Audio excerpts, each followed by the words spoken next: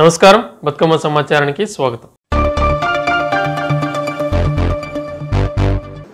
రైతులు ఎదుర్కొంటున్న పత్తి విత్తనాల సమస్యలకు శాశ్వత పరిష్కారంగా కంపెనీలపై నియంత్రణతో పాటు రైతుల హక్కులను బలపరిచే కొత్త విత్తన చట్టం త్వరలో అమల్లోకి రానుందని తెలంగాణ రాష్ట్ర వ్యవసాయ రైతు సంక్షేమ కమిషన్ చైర్మన్ ఎం కోదండరెడ్డి అన్నారు. శుక్రవారం జోగులాంబ గద్వాల జిల్లా కలెక్టరేట్ ఐడీఓసీ సమావేశ మందిరంలో జిల్లా కలెక్టర్ బిఎం సంతోష్ అధ్యక్షతన విత్తన పత్తి పంటకు సంబంధించి రైతులు ఎదుర్కొంటున్న సమస్యలను చర్చించేందుకు సమస్య పరిష్కారానికి అభిప్రాయ సేకరణ సమావేశం నిర్వహించారు.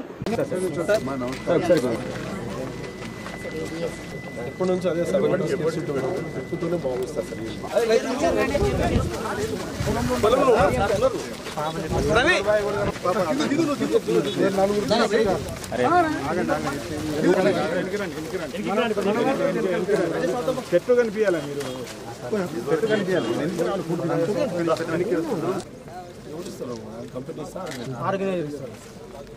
కంపెనీ ఎప్పుడు మీ దగ్గరికి రాలేదు. మీరు ఆయన ముఖం కూడా చూడలేదు. కంపెనీ ఎవరైనా తెలియదు మాకు. ఓన్లీ శ్రీరామ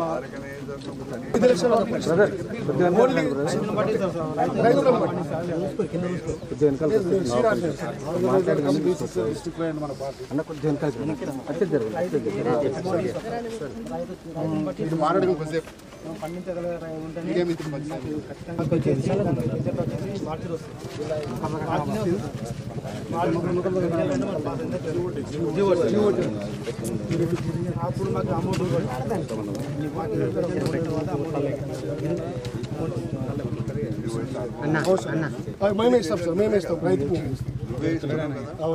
ఈ మూల విత్తనము పండించింది నీకు ఇస్తున్నాడు. అవును సార్, అవును సార్, రైతు పండించిందే ఇస్తాడు. అదే ఇస్తున్నాడు కదా, నువ్వు ఇచ్చిన విత్తనమే నీకు ఇస్తున్నాడు. అవును సార్. మళ్ళా నువ్వు పోయి దాన్ని పరీక్ష చేసుకొని పరీక్ష చేసే వరకు పైసలు ఇవ్వకుండా ఇదెక్కడి పద్ధతి? చెప్పండి. ఇది చాలా కీలకమైన ఇష్యూ. నువ్విచ్చిన విత్తనమే, శ్రమపడ్డాడు, భార్యాభర్తలు కష్టపడ్డారు, ఇచ్చాను మళ్ళీ నీకు. ఇస్తే కూడా మీరు ధర ఫిక్స్ చేసుకున్నారు, దాని ప్రకారంగానే ఇస్తారు. ఇది నువ్వు పరీక్ష చేసుకొని అది మొలకెత్తుతుందా లేదా ఆయనకేం సంబంధం? మీరిచ్చిన విత్తనమే కదా, కేవలం ఆయన శ్రమపడ్డోడే. ఆయన శ్రమకి ఏమి ఇస్తారో అదే ఇవ్వాలి.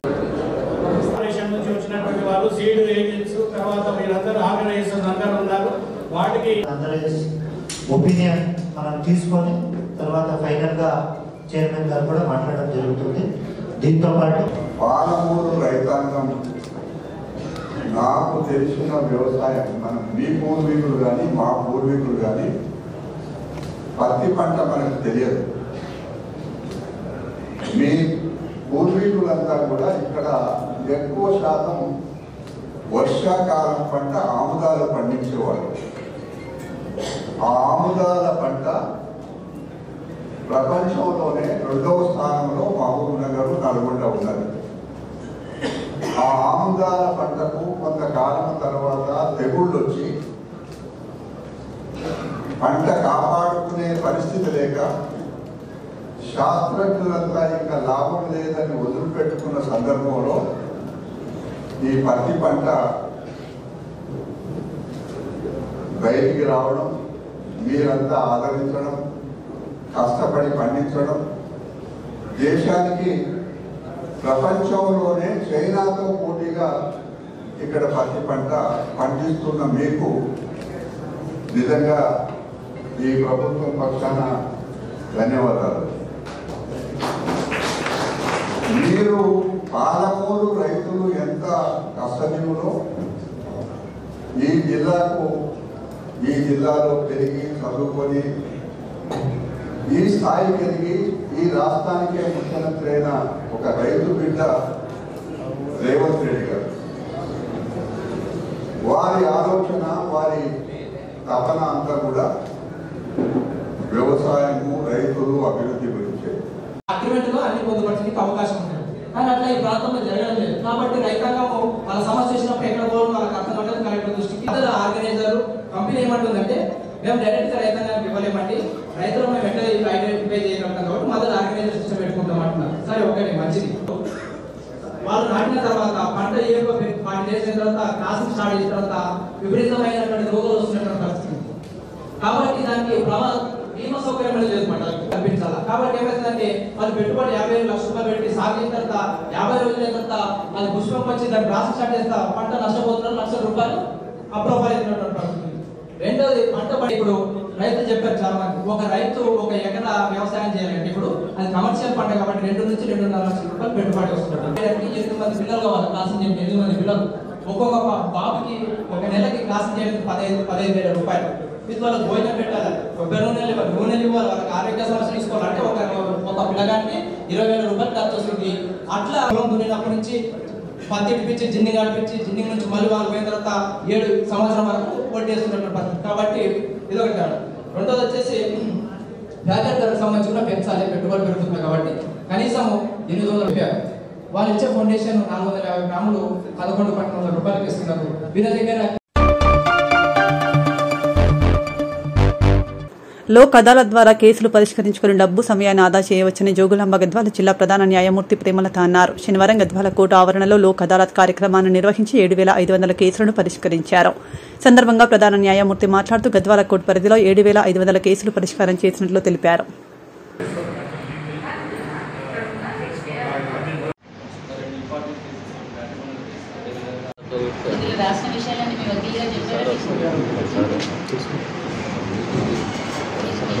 ఎలాంటి బలవంతం కానీ భయపెట్టడం కానీ ఏమీ లేదు కదా, ఇష్టపూర్వకంగానే ఒప్పుకున్నారు.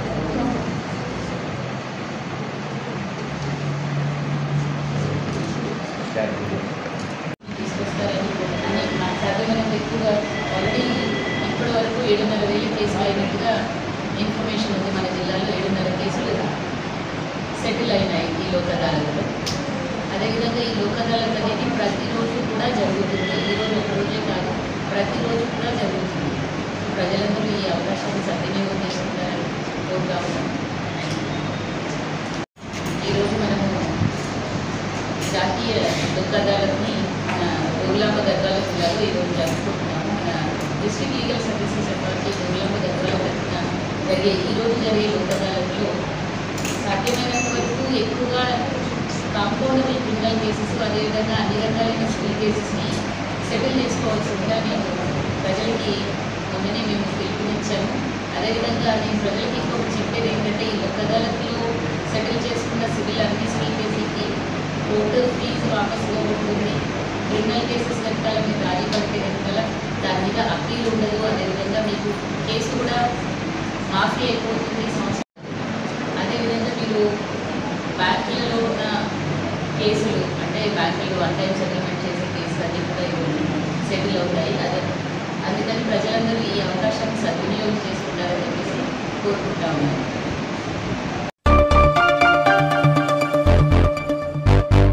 రాష్ట్ర మంత్రిగా ప్రమాణ స్వీకారం చేసి మొదటిసారిగా తన నియోజకవర్గం చెన్నూరుకు వెళ్తున్న వివేక్ వెంకటస్వామికి గోదావరి కనిలో కాంగ్రెస్ శ్రేణులు ఘన స్వాగతం పలికారు. కార్మిక, ఉపాధి, మైనింగ్ శాఖ మంత్రిగా మొదటిసారిగా చెన్నూరు నియోజకవర్గంలో పర్యటించడానికి వెళ్తూ మార్గం మధ్యలో గోదావరి కని జీఎం ఆఫీస్ సమీపంలోని తన తండ్రి కాకా వెంకటస్వామి విగ్రహానికి పూలమాల వేసి నివాళి అర్పించారు.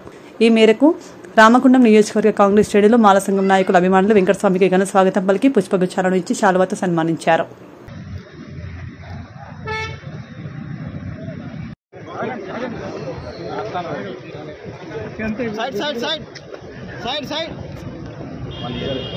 మొత్తం మీరే ఉన్నారు, కనిపిస్తలేదు.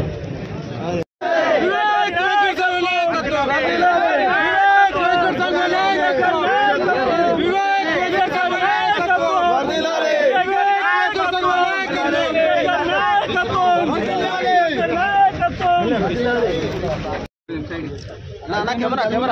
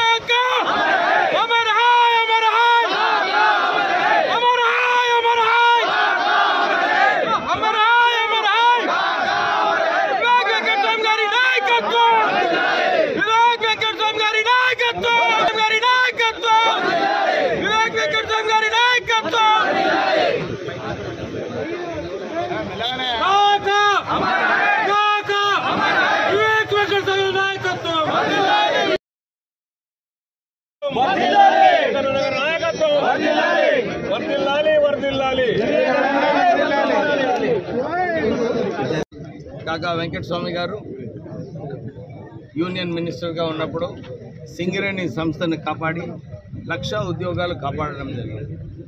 సింగరేణి కార్మికులు ఎప్పుడు కూడా కాకా వెంకటస్వామి గారు పెన్షన్ ఫండ్ అయినా కానీ సిఎంపిఎఫ్ ఆఫీస్ అయినా కానీ ఇవన్నీ కూడా కేవలం కార్మికులకు న్యాయం చేయాలని చెప్పి ఆ రోజులలో కొట్లాడిన కాకా వెంకటస్వామి గారు సింగరేణి ప్రజలు, రామగుండం ప్రజలు అందరూ కూడా కాకా వెంకటస్వామిని గుండెల్లో పెట్టుకున్నారు. అందు గురించి ఈ ప్రాంతంలో పెద్దపల్లి పార్లమెంట్ నియోజకవర్గంలో 40 సంవత్సరాల నుంచి కేవలం కాకా కుటుంబం నుంచి గెలవడం జరిగింది. వారు 3 సార్లు గెలిచినారు, నేను ఒకసారి గెలిచిన, మా కుమారుడు వంశీ ఒకసారి గెలిచిన. వంశీ కూడా ఎంపీ అయిన తర్వాత ఇక్కడ కార్మికులకు, రిటైర్డ్ కార్మికులకు పెన్షన్ కావాలి, ఇక్కడ రామగుండం రైల్వే స్టేషన్ని అభివృద్ధి చేయాలి, సెంట్రల్ గవర్నమెంట్ స్కీమ్స్ అన్నీ కూడా ఈ ప్రాంతంలో రావాలని చెప్పి కృషి చేస్తున్నాడు. నేను కూడా ఎంపీగా ఉన్నప్పుడు నాకు ఒక అవకాశం వచ్చింది.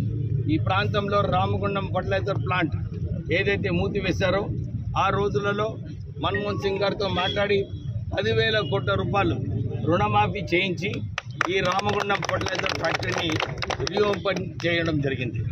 ఇవన్నీ సేవలు కూడా కేవలము పెద్దపల్లి పార్లమెంట్ ప్రజలకు సేవలు అందించాలి, వారి సమస్యలు పరిష్కరించాలి అని చెప్పి ఎప్పుడు కూడా కాగా కుటుంబం పనిచేస్తుంది. ఎవరు ఏమనుకున్నా కానీ ఈ ప్రాంత ప్రజలందరూ కూడా వారి ప్రేమతోనే మేము ముందుకు వెళ్తున్నాము. ఆ ప్రేమ ఈరోజు కూడా మళ్ళీ ఒక అవకాశం వచ్చింది. నేను మంత్రిగా కావడము, ఈ పెద్దపల్లి పార్లమెంట్ నియోజక ప్రజలందరికీ కూడా సేవలు మరింత ఎక్కువ చేయడానికి ఈ అవకాశము మంత్రివర్లుగా రావడము, ప్రజలందరూ కూడా ఏదైతే సమస్యలు ఉన్నాయో డెఫినెట్లీ వాళ్ళందరికీ కూడా అండగా ఉండి వారికి పనిచేస్తానని చెప్పి మరొకసారి వారికి భరోసా ఇప్పిస్తాను. ప్రపంచ రక్తదాతల దినోత్సవ సందర్భంగా మెడికో విద్యార్థుల ఆధ్వర్యంలో శనివారం గోదావరికని ప్రభుత్వ ఆసుపత్రిలో రక్తదాన శిబిరం నిర్వహించారు. రక్తదాన శిబిరానికి రామగుండం ఎమ్మెల్యే మక్కాంసం రాజ్ ఠాకూర్, గోదావరికని ఏసీపీ మడత రమేష్ హాజరై మెడికో విద్యార్థులతో కలిసి ఎమ్మెల్యే, ఏసీపీ రక్తదానం చేశారు. అలాగే 40 మంది మెడికో విద్యార్థులు కూడా రక్తదానం చేశారు.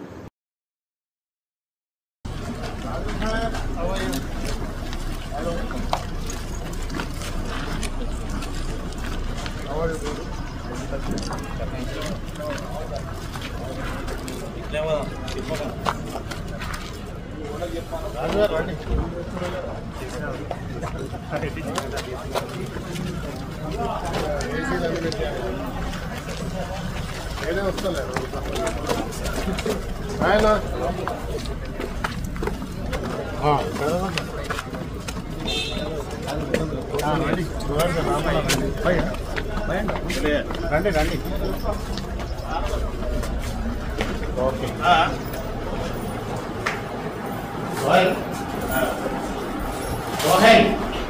నువ్వు పోయి నాకు కనిపిస్తాను 2 తీయాలి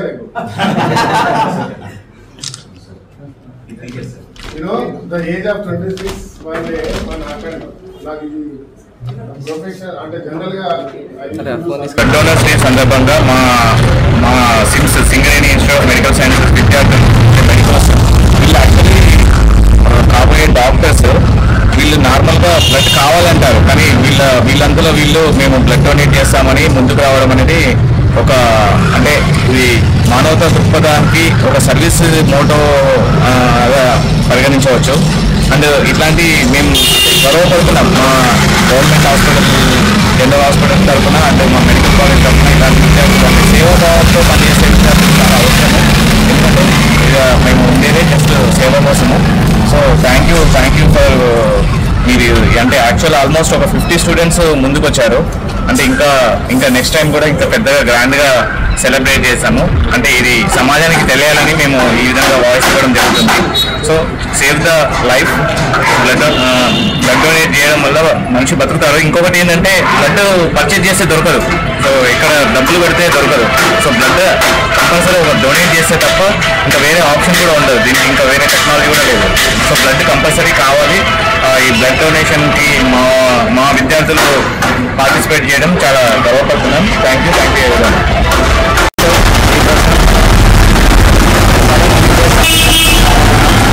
ఈరోజు వరల్డ్ డే సందర్భంగా కూడా మా కాలేజ్ తరఫున అందరూ స్టూడెంట్స్ బ్లడ్ డొనేషన్ చేయడం జరుగుతుంది. ఇలా మనం బ్లడ్ డొనేట్ వల్ల ఇంకొకరి ప్రాణం కాపాడే వాళ్ళని అవుతాం కాబట్టి ప్రతి ఒక్కరూ బ్లడ్ డొనేషన్ చేయాలని కోరుతున్నాం.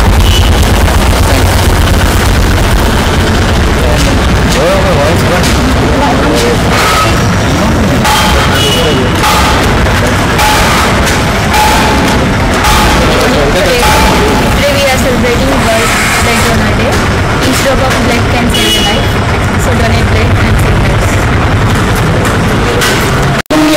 Myself, Prashant, I am studying in English College in Ramagundam. అందరికీ తెలిసిన June 14 world blood donation day సందర్భంగా మెడికల్ బ్లడ్ డొనర్స్ క్లబ్ తరఫున all over Telangana blood donation camp organise చేయడం జరిగింది. అందులో భాగంగానే సిమ్స్ రామగుండంలో కూడా మా ప్రిన్సిపల్ మేడం, మా వైస్ ప్రిన్సిపల్ సార్ ప్రోత్సాహంతో మేము కూడా క్యాంప్ ఆర్గనైజ్ చేయడం జరిగింది. దగ్గర 30 యూనిట్స్ బ్లడ్ కలెక్ట్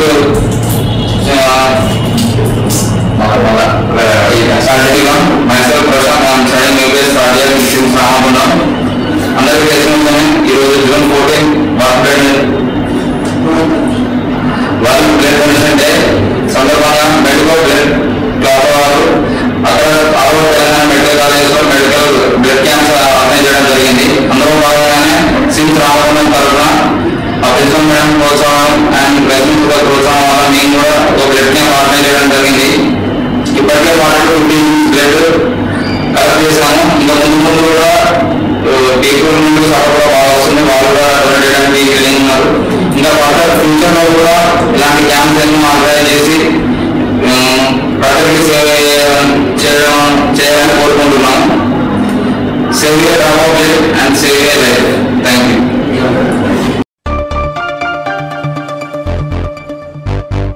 పార్టీలు రాజకీయాలకు అతీతంగా పేదలకు అండగా ఇందిరమ్మ ప్రభుత్వం నిలుస్తుందని రాష్ట్ర రెవెన్యూ సమాచార గృహ నిర్మాణ శాఖల మంత్రి పొంగులేటి శ్రీనివాసరెడ్డి అన్నారు.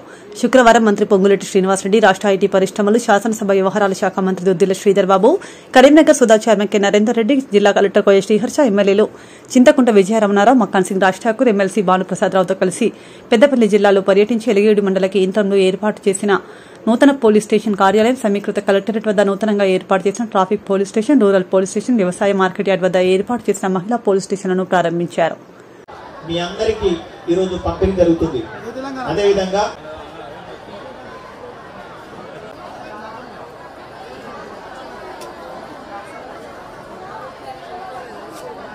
గౌరవనీయులు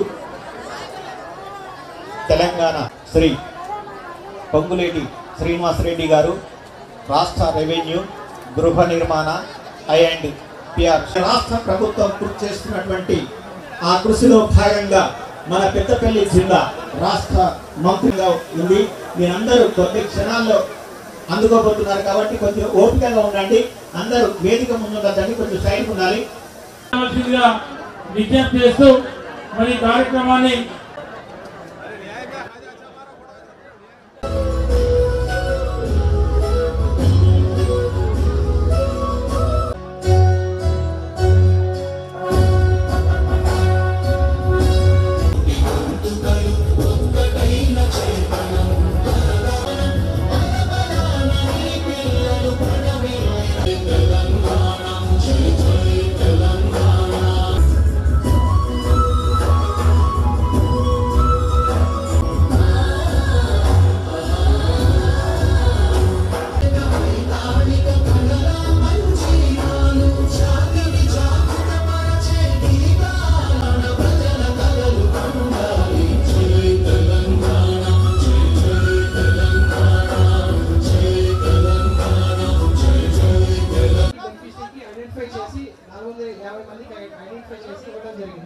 బట్ ఇన్ఫ్రాస్ట్రక్చర్ లేకపోవడం వల్ల మనం ఆల్మోస్ట్ లాస్ట్ సంవత్సరం వచ్చి వాళ్ళు బెనిఫిషరీస్ ఇంట్లోకి వెళ్ళలేకపోయారు. లాస్ట్ 6 months నుంచి 8 months నుంచి మన ఇన్ఫ్రాస్ట్రక్చర్ బిల్డింగ్ కోసం 4-5 స్కీమ్స్ కనెక్ట్ చేసుకొని 2 BHK కానీ, లేకపోతే డిఎంఎఫ్టీకి సంబంధించిన కానీ, లేకపోతే అమృత్ స్కీమ్కి సంబంధించిన కానీ, లేకపోతే మిషన్ భగీరథ సంబంధించిన కానీ అన్ని స్కీమ్స్ కన్సల్టేట్ చేసుకొని ఇక్కడ ఇన్ఫ్రాస్ట్రక్చర్ అనేది చేయడం జరిగింది. సో ఇక్కడ దీంతో పాటు చిన్నపల్లి, రాంపల్లి రెండు ఈ రోజు అందరికీ పట్టా సర్టిఫికేట్ ఇవ్వడం జరుగుతుంది. ఇదే కాక మన పెద్దపల్లి డిస్ట్రిక్ట్ లో రామనగర్కి సంబంధించిన హౌసెస్ కూడా ఆల్మోస్ట్ 650 హౌసెస్ రెడీగా ఉన్నాయి. అవి కూడా ఒక 2-3 నెలల్లో అందరికీ ఇదే ఇట్లాంటి ప్రోగ్రామ్ కూడా ప్లాన్ చేసి ఇవ్వడం జరుగుతుంది. ఇదే కాక ఓదెల అండ్ శ్రీరాంపూర్లో కూడా మనకి హౌసెస్ కన్స్ట్రక్ట్ చేసి ఇన్ఫ్రాస్ట్రక్చర్ కోసం వెయిట్ చేస్తూ ఉన్నాము. అవి కూడా ఇంకా 2-2.5 months అది కూడా అందరికీ ఇవ్వడం జరుగుతుంది. సో మా సైడ్ నుంచి మేము 50 మందికి ఐడెంటిఫై చేసి ఇవ్వడం జరిగింది.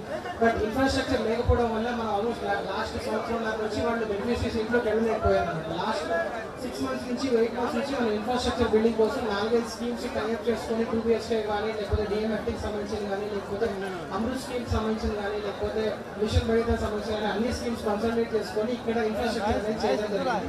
సో ఇక్కడ దీంతో పాటు చిన్నపల్లి, రాంపల్లి రెండు ఈ రోజు అందరికీ పట్టా సర్టిఫికేట్ ఇవ్వడం జరుగుతుంది. ఇదే కాక మన పెద్దపల్లి డిస్ట్రిక్ట్ లో రామనగర్కి సంబంధించిన హౌసెస్ కూడా ఆల్మోస్ట్ 650 హౌసెస్ రెడీగా ఉన్నాయి. అవి కూడా ఒక 2-3 నెలల్లో అందరికీ ఇదే ఇట్లాంటి ప్రోగ్రామ్ కూడా ప్లాన్ చేసి ఇవ్వడం జరుగుతుంది. ఇదే కాక ఓదెల అండ్ శ్రీరాంపూర్లో కూడా మనకి హౌసెస్ కన్స్ట్రక్ట్ చేసి ఇన్ఫ్రాస్ట్రక్చర్ కోసం వెయిట్ చేస్తూ ఉన్నాము.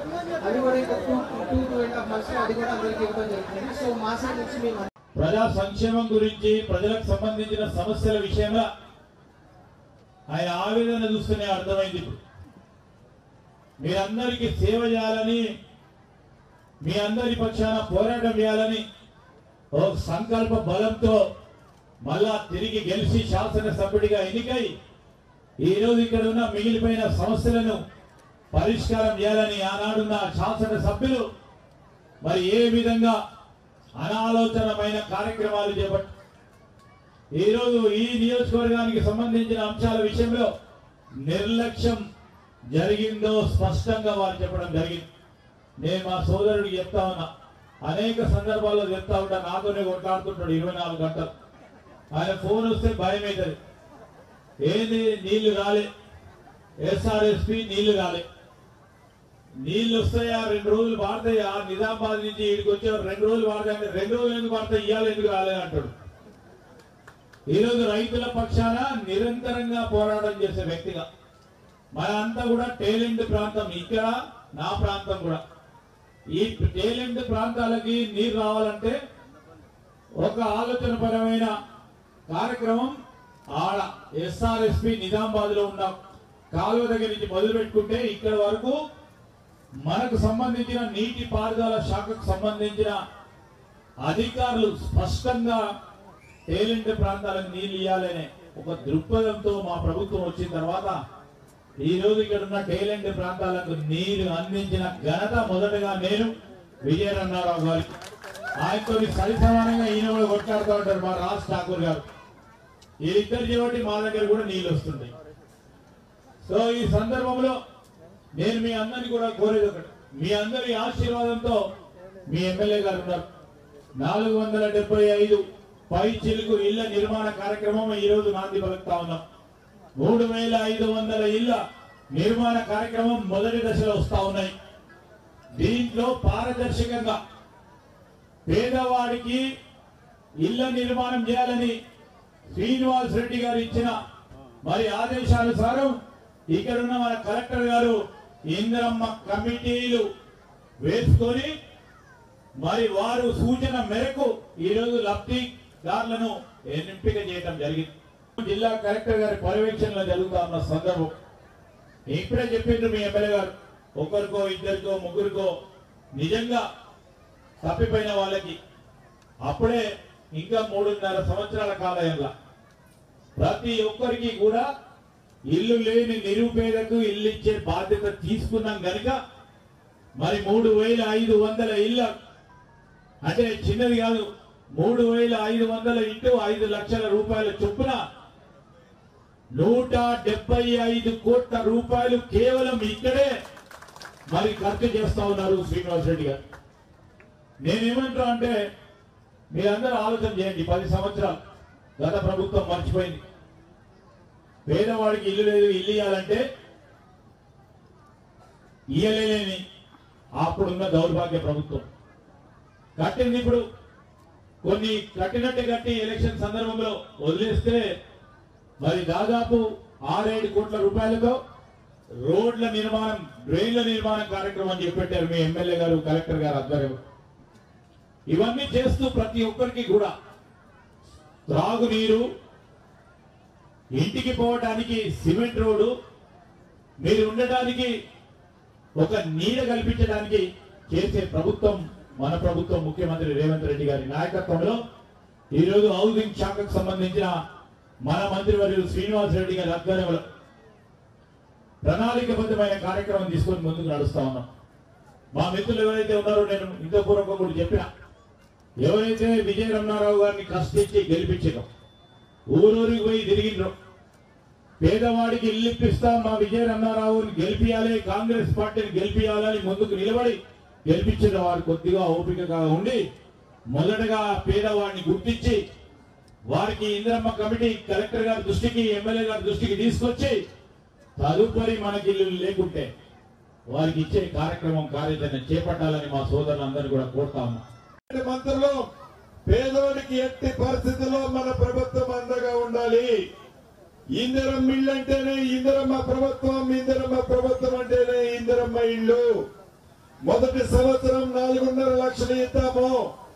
ఇది ఆషామాషి కాదు.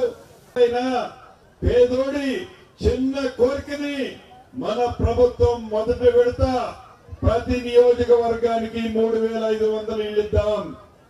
రాబోయే 3.5 సంవత్సరాల్లో ఈ 4.5 లక్షల ఇల్లు కలుపుకొని 20 లక్షల ఇల్లు కట్టాలన్నదే మన ఇందిరమ్మ ప్రభుత్వం యొక్క చిత్తశుద్ధి.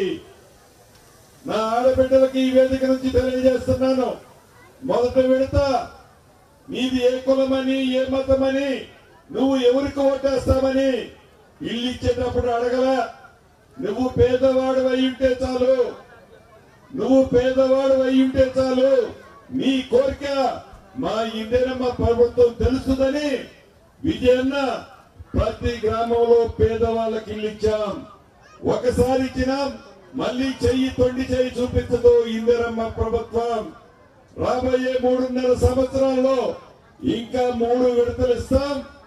ఇదే విధంగా మళ్ళీ అసెంబ్లీ ఎన్నికలు వచ్చే నాటికి ఈ పెద్దపల్లిలో ఇటువంటి మీటింగ్ పెట్టి ఈ సభలో ఇందిరమ్మ ఇల్లు రానోళ్ళు ఎవరైనా ఉన్నారా చేతులు ఎత్తండి అంటే ఎవ్వరు కూడా చేతులు ఎత్తకుండా ఉండే విధంగా అర్హులైన పేదవాళ్ళందరికీ చివరికి ఆ పింక్ కలర్ షర్ట్ తొడుక్కున్న వాళ్ళకు కూడా ఇందిరమ్మ ప్రభుత్వంలో ఇల్లు ఇచ్చే పెద్ద మనసు మా ఇందిరమ్మ ప్రభుత్వానిది. మా ప్రభుత్వం వచ్చిన తర్వాత విజయన్న నిజంగా వాళ్ళు కాదన్నా ఈ పేర్లు మార్చాలి అంటే ఈ ప్రభుత్వం మార్చగలుగుద్ది. కానీ మేము అలా చెయ్యము, అలా తప్పు చేయము. పేదోడు కష్టాలు తెలిసిన ప్రభుత్వం, బేషిజాలకు పోని ప్రభుత్వం, పేదోడికి అండగా ఉండాలనే తప్ప మీ మీద ఏదైనా కోపం ఉంటే మీ మీద చూపిస్తాం తప్ప పేదవాడి మీద చూపించము. నీది ఏ పార్టీ అయినా పేదవాడికి ప్రతి సంక్షేమ కార్యక్రమాన్ని ఈ ఇందిరమ్మ ప్రభుత్వంలో ఇస్తామనటానికి నిదర్శనం ఇప్పుడు ఇచ్చిన ఇల్లే.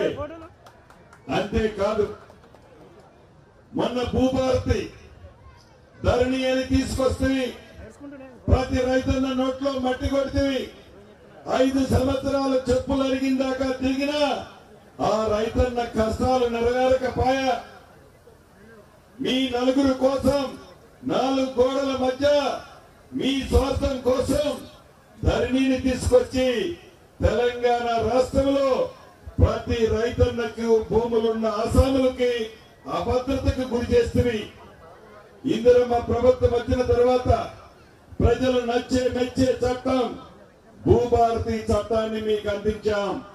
నాకు తెలిసి ఇక్కడున్న నాయకులకు తెలుసు, ఇప్పటికే 70% మీ గ్రామాలకి రెవెన్యూ అధికారులు, ఎంఆర్ఓ స్థాయి అధికారులు వచ్చారు. ఒక్క పెద్దపల్లి జిల్లాలోనే కాదు. కొండి నెక్స్ట్ రెండోది కొండి Nagamani, wife of Krishna. Sir next Indiramma ఇళ్ల లబ్ధిదారుల 3500 గాను ఇప్పుడు కొందరికి ప్రొసీడింగ్స్ ఇవ్వడం జరుగుతుంది. పేర్లు పిలిచిన రావాలి. Next Keerthi Satyamma wife of Rajaiah. మీకు మీ కళ్ళ కనబడతాయి. ఇవాళ ఆర్టీసీ ఇవాళ పెద్దపల్లి జిల్లా హాస్పిటల్ ఉంది. ఒక్కసారి మరి పెద్దపల్లి పట్టణం రూరల్లోనే దాదాపు 90-80% మీరు ఉన్నారు. ఇవాళ పెద్దపల్లి నియోజకవర్గంలో ఉన్నటువంటి పేదలందరికీ కూడా ఇవాళ నిజంగా చెప్పాలంటే మా జిల్లా ఆసుపత్రి ఉమ్మడి కరీంనగర్ జిల్లాలోనే ఇవాళ టాప్ నడుతా ఉంది. ఆనాడు బీఆర్ఎస్ ప్రభుత్వంలో 30-40 డెలివరీ కేసులు అయితే ఇవాళ 200 నుండి 220 వరకు ఇక్కడే ఇవాళ మన హాస్పిటల్ డెలివరీ అయితే ఉన్నారు. ఆనాడు 200 నుండి 300 ఓపీ ఈనాడు దాదాపు 900 నుండి రోజు 1200 ఓపీ వస్తా ఉంది. ఆనాడు ఏదైనా బాబు కానీ పాప కానీ చిన్నపిల్లలు పుట్టిన తర్వాత ఏజ్ గడిపోకనో టైం గడిపోకనో లేకపోతే ఇతరత్ర కారణాలతో కరీంనగర్ ఉన్నటువంటి ప్రైవేట్ హాస్పిటల్ ఆ పాపను కానీ బాబుని కానీ తీసుకెళ్తే నేను నిత్యం హాస్పిటల్లో తిరుగుతూ ఉంటా. 1,00,000, 2 లక్షలు, 3 లక్షలు బిల్లులై అనేక రకాలుగా పేదలు ఇబ్బంది పడేటువంటి పరిస్థితి. ఇవాళ మా జిల్లా కలెక్టర్ చొరవ తీసుకొని మరి దాన్ని కూడా ఇక్కడే ఏర్పాటు చేస్తే ఇవాళ దాదాపు 20 మంది చిన్నపిల్లలను ఈ పెద్దపల్లి జిల్లాకు సంబంధించి తక్కువ టైంలో ఉన్నటువంటి కరీంనగర్ సంబంధం లేకుండా మరి ఇక్కడనే పెట్టుకొని ఫ్రీ ట్రీట్మెంట్ ఇచ్చే విధంగా కూడా మన హాస్పిటల్ ఇవాళ పనిచేస్తా ఉంది. అదే కాదు స్కానింగ్ సెంటర్ గర్భిణీ స్త్రీలకు స్కానింగ్ ఇవ్వాలంటే ప్రైవేట్ సెంటర్లలో పోతే 2,500 ఉండే ఇవాళ 3,000, 4,000. దాన్ని కూడా ఇవాళ పెద్దపల్లి జిల్లా హాస్పిటల్ పెట్టి ఫ్రీగా ఇవాళ స్కానింగ్ చేసే సెంటర్ కూడా ఇవాళ ఇక్కడనే ఏర్పాటు చేసుకున్నాం. 5 ఇళ్ళు 10 ఇళ్ళు ఇట్లా అడుగుతా ఉన్నారు. కొంతమంది ఎలిజిబుల్ ఉన్న కూడా మనం ఇలా ఇయ్యలేకపోయినాం.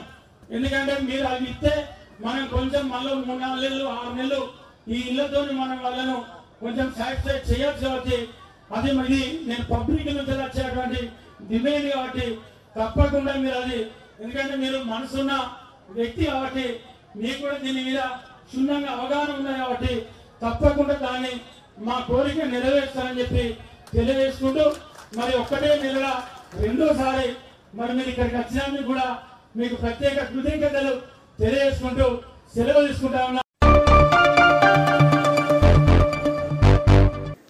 క్రీడాకారులకు రాష్ట్ర ప్రభుత్వం ప్రోత్సాహం కల్పిస్తూ వస్తుందని రామగుండం ఎమ్మెల్యే మక్కాన్సింగ్ రాజశేఖర్ అన్నారు. గోదావరికని జవహర్లాల్ నెహ్రూ స్టేడియంలోని సీఈఆర్ క్లబ్లో నిర్వహిస్తున్న జిల్లా స్థాయి బ్యాడ్మింటన్ సెలక్షన్స్ పోటీల కార్యక్రమానికి ఎమ్మెల్యే రాజశేఖర్, గ్రంథాలయ చైర్మన్ అన్నయ్యగౌడ్, గోదావరికని ఏసీపీ మడత రమేష్లు హాజరై జిల్లా స్థాయి బ్యాడ్మింటన్ సెలక్షన్స్ ను ప్రారంభించారు.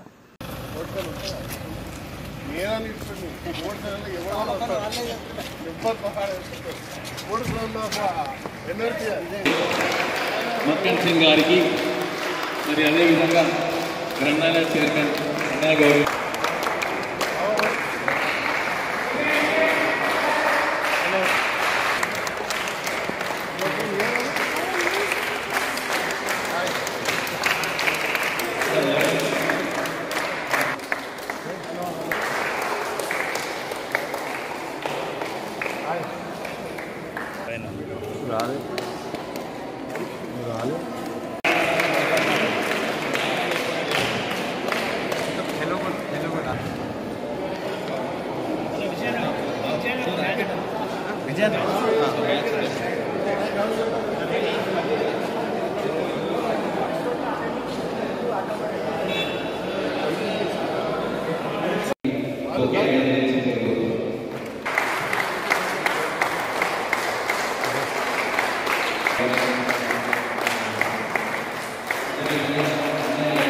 ఇటు చూడు బెట్ట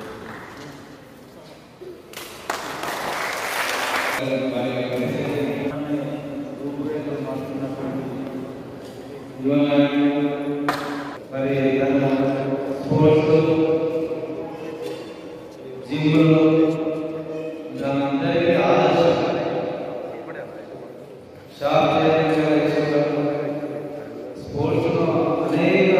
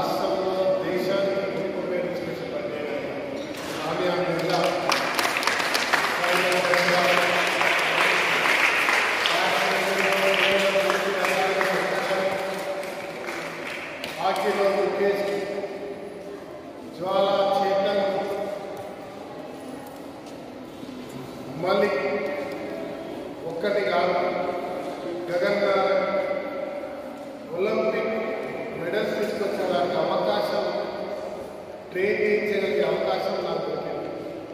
అదే మాదిరిగా గర్ల్స్ లాంటి క్రీడాకారులు అనేక మంది నేషనల్ లెవెల్లో వెళ్ళడానికి దాదాపుగా 1200 మందికి అవకాశం కల్పించారు. ఇండియాలో స్పోర్ట్స్ హైదరాబాద్ చేయాలని శ్రీకాకుళం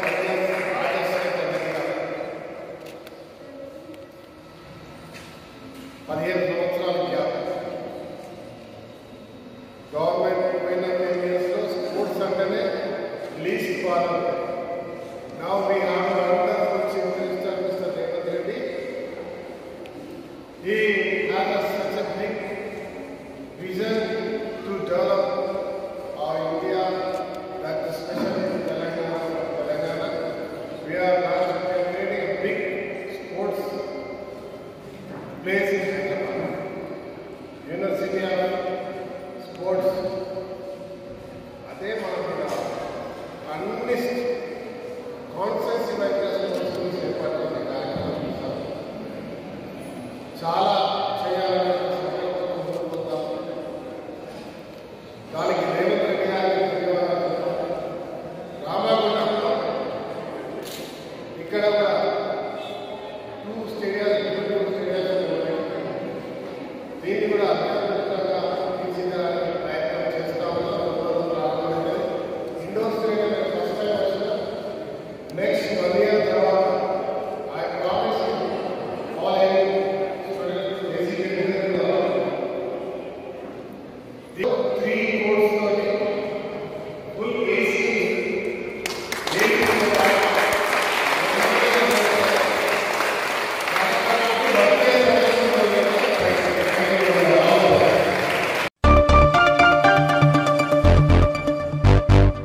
ఆర్జీవన్ ఏరియాలో Volvo dump and truck driving శిక్షణ పొందిన అభ్యర్థులకు శనివారం RG one SO2 GM Gopal Singh certificates అందించారు. సామాజిక బాధ్యత, స్వయం ఉపాధి కల్పనలో భాగంగా 54 మంది నిరుద్యోగ యువతకు ఓపెన్ కాస్ట్లో నడిచే భారీ యంత్రాలు వోల్వో డంప్ ట్రక్ ఆపరేటర్ శిక్షణ పూర్తిచ్చారు. ఇందులో 47 మంది మాత్రమే ఉత్తీర్ణులయ్యారు. కాగా వీరికి ఆర్జీవన్ TTC సెంటర్లో SO2 GM గోపాల్ సింగ్ చేతుల మీదుగా అభ్యర్థులను సర్టిఫికెట్స్ అందజేశారు. దాదాపు 500 మంది ట్రైన్ అప్ అయ్యారు. చాలా మంది అందులో ప్రయోజనం ఉంది. మేము అందరికి ఇండివిజువల్గా 500 మంది కూడా ఫోన్ చేయడం జరిగింది. మేము ట్రైనింగ్ పైన వాళ్ళకి దాదాపు 100 కాంట్రాక్టర్ దగ్గర పనిచేయడం కూడా జరుగుతున్నది. సో ఇది 10వ బ్యాచ్. అన్ని ఏరియాల నుంచి కూడా ఉన్నారు. ఆర్జీవన్ నుంచి 13 మంది.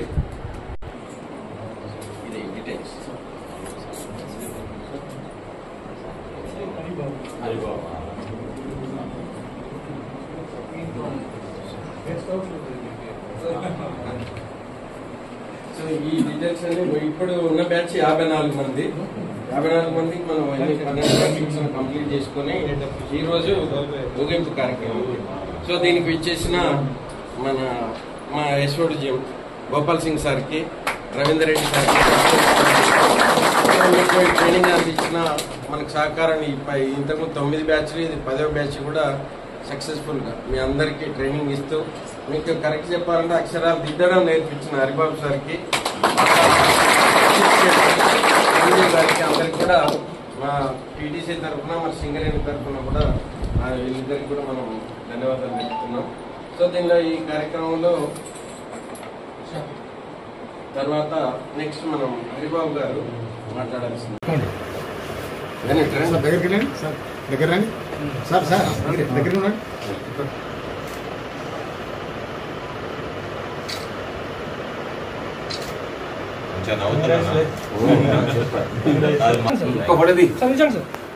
నడుచండి sir. Sir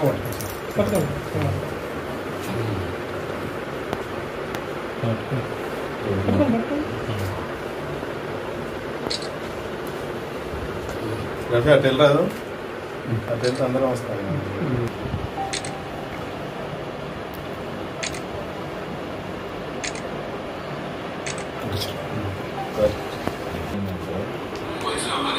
tourism, automobile, food industry చూడండి ఎట్లా ఇన్ని. మనం ఒక హైదరాబాద్ పోతుంటే ఒకప్పుడు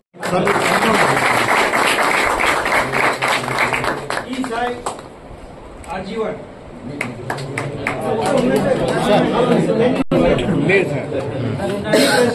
RG one B Prashanth RG one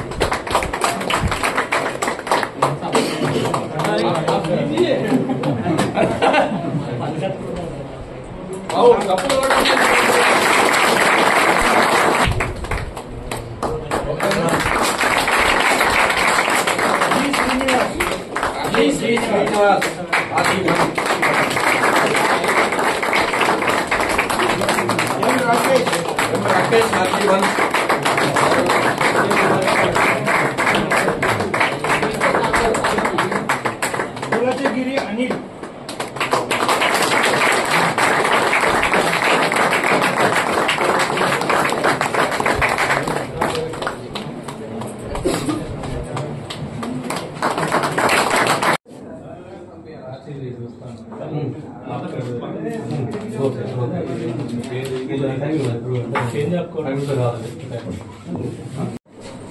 Arjun area personal హెడ్గా బాధ్యతలు స్వీకరించిన సందర్భంగా మరియు సింగరేణి అర్జున్ ఏరియా అధికార ప్రతినిధిగా వ్యవహరిస్తున్న సందర్భంగా మీ అందరి నుంచి సహకారాలు కోరుతున్నాను.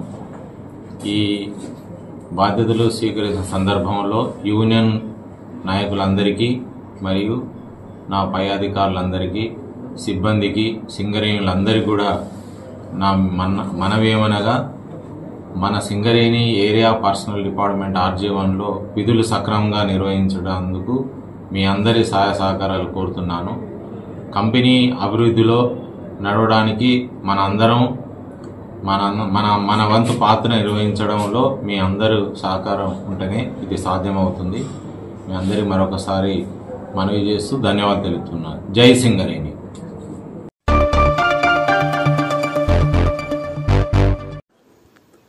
గోదావరికని ప్రజలకు ఆధునిక వాణిజ్య సదుపాయాలు కల్పించడమే లక్ష్యంగా షాపింగ్ కాంప్లెక్స్ నిర్మాణం మరియు నగర అభివృద్ధి, మరోవైపు యువతకు ఉపాధి అవకాశాలు కల్పించడమే లక్ష్యంగా కృషి చేయడం జరుగుతుందని రామగుండం ఎమ్మెల్యే రాజ్ ఠాకూర్ పేర్కొన్నారు.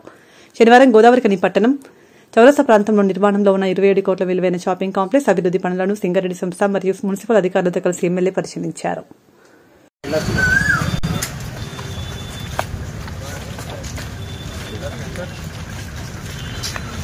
ఈ క్వార్టర్స్ అని కూడా చేయాలి సార్. మీరు వన్ సైడ్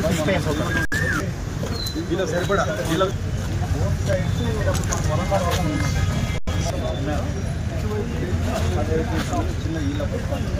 వరండా అనేది దేనికైనా మ్యాండేట్.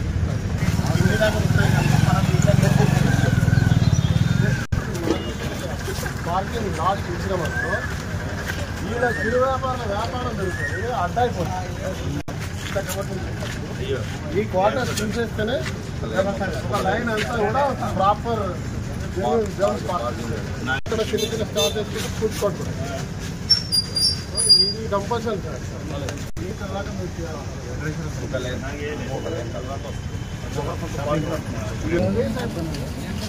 కంప్లీట్ మార్కెట్ మనం ప్లాట్ఫామ్ మార్కెట్కి రాకపోతే చిరు వ్యాపారులందరికీ కూడా బిజినెస్ స్కిల్ కాకుండా ఆల్టర్నేట్ ఫుడ్ కోర్ట్స్, షాప్స్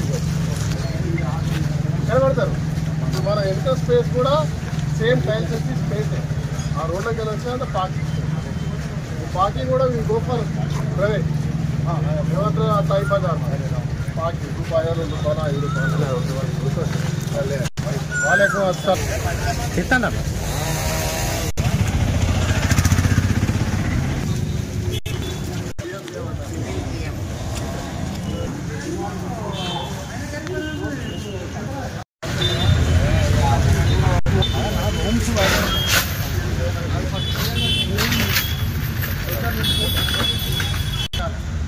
ఎందుకంటే ఈ corner Jabardasth showroom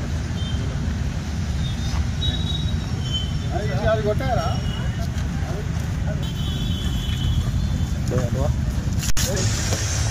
sale మారో showroom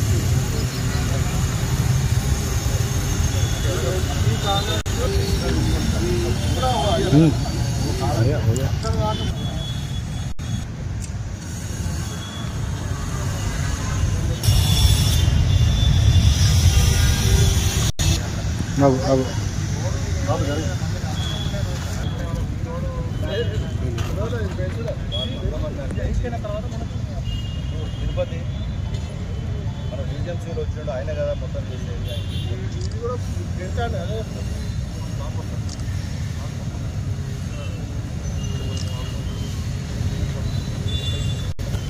toilets వరకు కొట్టేయాలి అంత ఎక్స్టెండ్ చేస్తారో దీనికి అందం వస్తుంది సార్ టాయిలెట్ లాస్ట్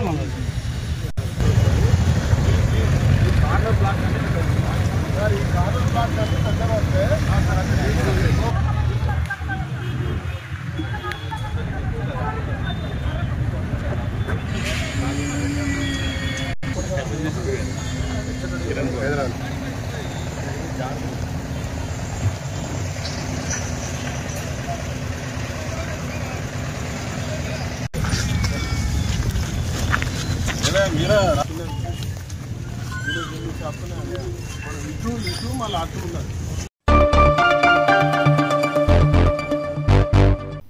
ఇంతటితో వార్తలు సమాప్తం. నమస్కారం.